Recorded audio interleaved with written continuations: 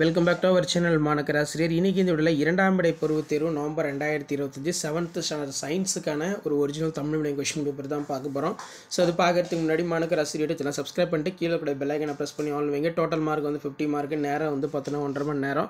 இதில் 1 மார்க் வந்து பார்த்தோன்னா 5 1 மார்க் இருக்குது. புக் பேக் 1 மார்க்கு நல்லா ரிவைஸ் பண்ணிக்கோங்க.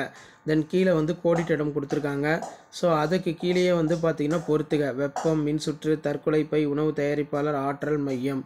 ஸோ அதற்கு கீழே பார்த்தீங்கன்னா நமக்கு எலக்ட்ரான் ஓட்டத்தின் நீளம், திசை, மரபு மின்னோட்டத்தின் திசையினை அமைகிறது. சரியாக தவறாக படிச்சுக்கோங்க. விலங்கு செல்லின் செல் சுவர் உள்ளது. தவறு. தாவர செல்லில் மட்டுமே பசுங்கணிகம் உள்ளது. சரி. செல் சுவர் அனைத்து ஊடுருவு அனுமதிக்கக்கூடியது. இந்த மாதிரி கேட்கலாம். மருத்துவ வெப்பநிலைமானியில் காணப்படும் சிறிய அளவின் பயன்பாடு யாது? வெப்பநிலைமானியில் நாம் ஏன் பாதரசத்தை பயன்படுத்துகிறோம்? மின்னோட்டம் வரைகிறேன். மின்கலம் என்பது என்ன? மின்கடத்துத்திறன் SI அலகு என்ன? தாவர செல்லின் செல் சுவரின் பணிகள் யாவை? செல் சவ்வு என்ன செய்கிறது? செல் நமக்கு ஏன் முக்கியம்? செல் சுவர் மற்றும் செல் சவ்வு வேறுபடுத்துக ரொம்ப முக்கியம். அதே மாதிரி அனாலஜி இருக்குது. Bacteria, மைக்ரோப்ஸு, Mangotree. செல்லிலிருந்து உயிரின மறையிலான வரிசையினை எழுதுக.